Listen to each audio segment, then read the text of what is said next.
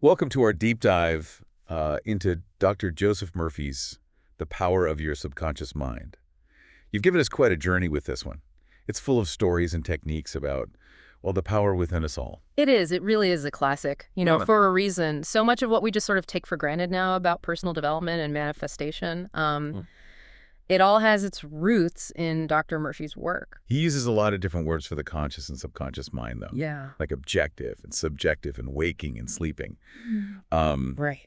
But no matter what he calls it, the idea is that there's this power within us that we can tap into. Exactly. And the book really emphasizes this duality of the mind. He talks about how the conscious mind, it's like the captain of a ship, making decisions, steering the course. Okay. But the subconscious mind is the engine room. I like that. The powerhouse. That actually makes things happen. That's a good analogy. So if the subconscious is the engine, what's fueling it? Our beliefs. That's the key takeaway here. Dr. Murphy says the subconscious mind. It doesn't argue. It just accepts whatever the conscious mind believes is true. And this is where things get really interesting because it means we can actually change our reality by changing our beliefs. So it's not just wishful thinking. Yeah. It's about actually believing something so deeply that your subconscious mind makes it happen. That's the idea. He compares it to water seeking its own level. Our experiences will naturally flow in the direction of our dominant thoughts and beliefs. Okay, that makes sense. So if I'm constantly thinking negative thoughts, I'm essentially programming my subconscious to create negative experiences for me. Precisely. But the good news is it works both ways, right? So by consciously choosing positive beliefs and focusing on what we want, we can steer our lives in a more fulfilling direction. So how do we go about changing those beliefs that are so deep-seated? Right. It feels like some of them are so ingrained, they're almost automatic. Well, Dr. Murphy talks a lot about the power of suggestion. And he differentiates between autosuggestion, which is where you're consciously feeding yourself positive affirmations, and heterosuggestion, which is where external influences kind of impact your beliefs. So like that saying, you are what you eat. Yeah. But for the mind, Yes. the information we consume, the people we surround ourselves with, Yes. it all contributes to shaping our beliefs. Absolutely. And one of the most powerful examples he gives is the story of this man who unintentionally manifested the loss of his arm. Wow. This man, out of desperation to see his daughter healed, kept repeating, "I would give my right arm to see my daughter cured." Oh, no. And tragically, he ended up losing his arm in an accident. That's a little frightening, to be honest. Yeah. It really highlights the power of our words and the impact they have on our subconscious mind. It does. But I guess it also shows the potential we have to manifest positive change as well, right? Absolutely. It's not about becoming paranoid about every word that you say. It's about becoming aware of the connection between our thoughts, beliefs, and experiences. Right. And Dr. Murphy, he shares countless stories of people using positive affirmations and visualizations to achieve really incredible things. So we can just think our way to a perfect life. Well, it's not magic. Okay. Dr. Murphy's very clear that belief is a crucial component. Right. Your subconscious mind has to accept a suggestion as true for it to really take root and manifest in your reality. And there's a story about a man who died because he believed a fortune teller's prediction, even though there was no logical reason for it. Wow. So our beliefs can literally have life or death consequences. They can. That's a powerful reminder to choose our beliefs carefully. It is. He emphasizes that the subconscious mind is incredibly receptive to our dominant thoughts and feelings, so it's essential to cultivate a positive inner environment. So it's not just about thinking positive thoughts, it's about cultivating a deep-seated belief in those thoughts. Exactly. It's about aligning your thoughts, feelings, and actions with the reality that you want to create. And this applies to all areas of life, from health and relationships to your career and your finances. I'm starting to see how powerful this is. Yeah, It's like we have this incredible tool within us, we do. but we often don't even realize it's there, let alone how to use it. That's precisely why Dr. Murphy wrote this book. He wanted to empower people to understand and utilize this incredible power that lies within their own minds. Okay, I'm ready to put some of this into practice. Yeah. Dr. Murphy talks about specific techniques we can use to reprogram our subconscious. Yeah. Where do we even begin? Well, he emphasizes the importance of something he calls scientific prayer. Okay. But this isn't about, traditional religious practices. It's about using the power of the spoken word to align your thoughts with what you want. So instead of just hoping for things to get better, we should be actively affirming what we want. Exactly. Yeah. Dr. Murphy believed that words have immense power and By consciously choosing words that reflect our desired outcome, we're essentially planting seeds in the fertile ground of the subconscious mind. This reminds me of something he said about avoiding vain repetition. It's not just about mindlessly chanting affirmations, is it? Right. It's about infusing those affirmations with genuine belief and emotion. Okay. He gives the example of this aspiring singer who was struggling with stage fright. And instead of just repeating, I am confident, she started visualizing herself performing flawlessly, feeling the energy of the crowd, Hmm. hearing the applause. So she combined the affirmation with a vivid mental picture. It's like she was rehearsing for success, but in her mind. Precisely. And that's what Dr. Murphy calls subjective reasoning. It's about engaging both your thoughts and feelings to create a powerful impression on the subconscious mind. Makes sense. You can't just think your way to $1 million. You have to start feeling and acting as if it's already yours. Speaking of money, Dr. Murphy talks a lot about the subconscious blocks people have around wealth and success. He does. He believed that many people sabotage their financial abundance by holding on to limiting beliefs about money. Okay?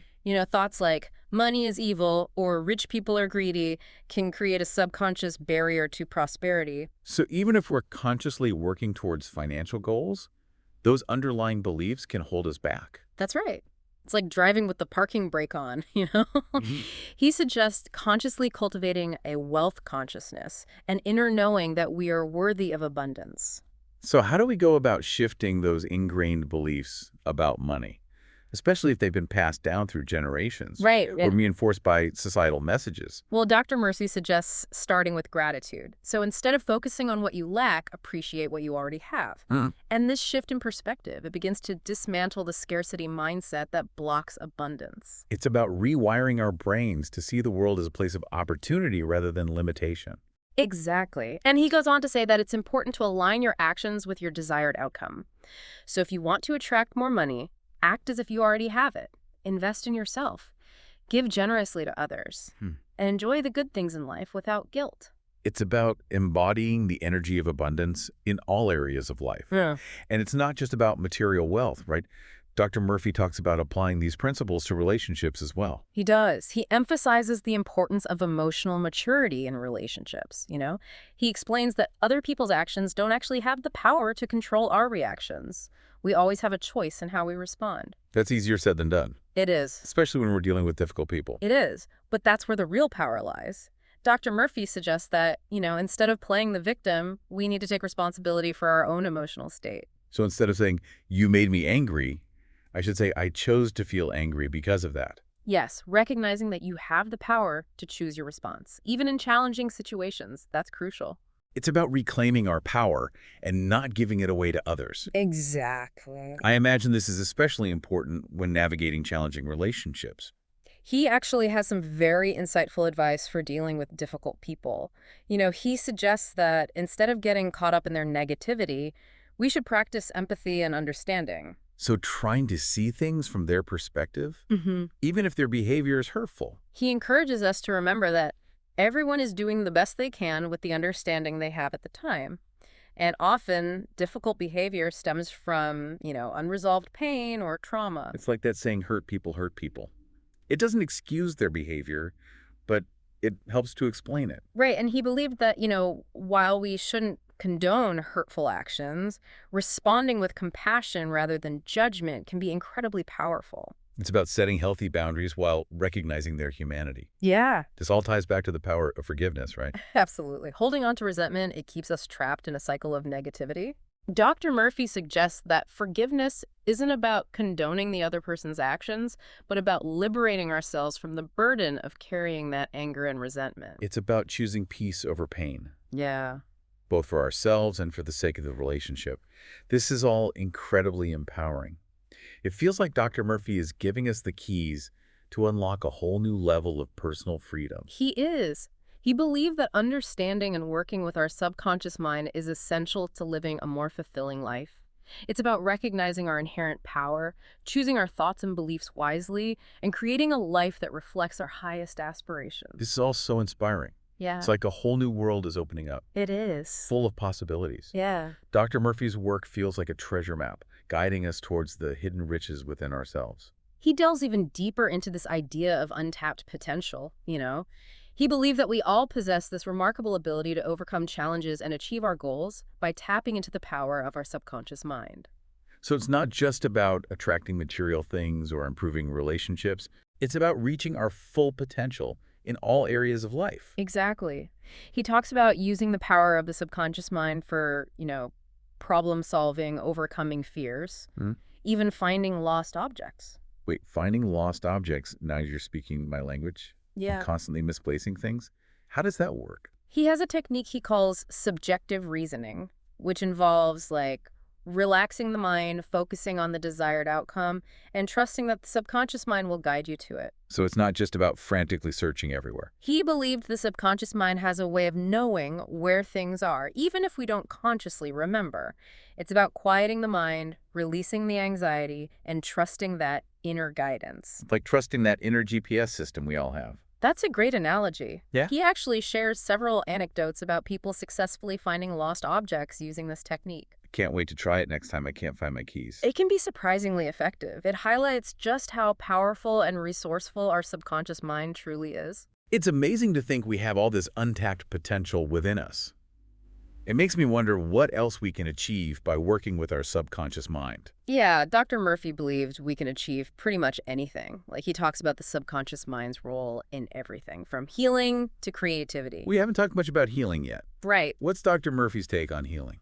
He believed the subconscious mind has an immense capacity for healing. He even shared his personal experience healing a skin malignancy through prayer. So is he saying that all healing is mind over matter? He acknowledges that there are lots of different theories about healing, Right. from conventional medicine to alternative therapies, Yeah. but he argues that they all, in essence, tap into the power of the subconscious mind, Right. even if they attribute the results to different mechanisms. So what's the common denominator? Faith and expectancy. Dr. Murphy believed that when we truly believe in a particular healing method, we're sending a powerful suggestion to our subconscious, which then mobilizes its healing resources. It's like the placebo effect, Yeah. but with a conscious intention behind it. Exactly. It highlights the power of our beliefs to shape our reality, even when it comes to our physical well-being. That's pretty incredible. So if we can heal our bodies, can we also use the subconscious mind to solve problems? Absolutely. Dr. Murphy was a big advocate for using the subconscious to find solutions. He suggested, giving your subconscious mind a problem to work on right before you go to sleep, Right. trusting it'll provide the answer. He has some pretty interesting stories about this in the book, right? He does. There's one about this guy who won, I think it was $15,000 Oh, wow. for inventing this new switch design. And the way he came up with it was he had a dream about it. Oh, wow. He'd been struggling to find a solution, Hmm. and then, bam, the answer just came to him in a dream. And then there's another story about this professor who solved this problem he was having with some ancient artifacts after a vivid dream. So even while we're asleep, our subconscious mind can keep working on things. Yeah. It never rests. He believed the subconscious has access to this vast reservoir of knowledge and creativity that we can tap into if we know how. This makes me think about the creative process. Does Dr. Murphy address that at all? Yeah, he believed that tapping into the subconscious is essential for unleashing creativity. He talks about the importance of intuition, those gut feelings, Right. the flashes of insight that come seemingly out of nowhere. I love those moments. It's like all of a sudden inspiration hits you. Yes. He suggests we can cultivate those moments by, quieting the conscious mind and allowing space for the subconscious to emerge. He recommends practices like meditation, spending time in nature, Yeah. to help us connect with that deeper part of ourselves. That makes a lot of sense. When I'm feeling stressed and overwhelmed, my creativity tends to dry up. Yeah. It's only when I relax and kind of let go Right? that I feel like the ideas start flowing again. It's like we need to create space for those intuitive insights to kind of bubble up. This has been such an eye-opening deep dive. Yeah, it has. Dr. Murphy's insights are so profound and practical. They are. Is there anything else we should touch on before we wrap up? Well, he reminds us that the journey of self-discovery and transformation, it's ongoing. It is. He encourages readers to, revisit the principles in his book often and to continue experimenting with different techniques to find what works best for them. It's like he's giving us a set of tools. Yeah, And encouraging us to become our own, inner explorers. that's a beautiful way to put it. He believed that by understanding and working with the power of our subconscious mind, we can create a life filled with health, happiness, and fulfillment. It's about recognizing the incredible power within each of us, the power to shape our reality Yeah. and create the life we truly desire. He said, the great secret possessed by the great men of all ages was their ability to contact and release the powers of their subconscious mind. That's so inspiring. We all have access to that same power. We do. It's just a matter of learning how to tap into it.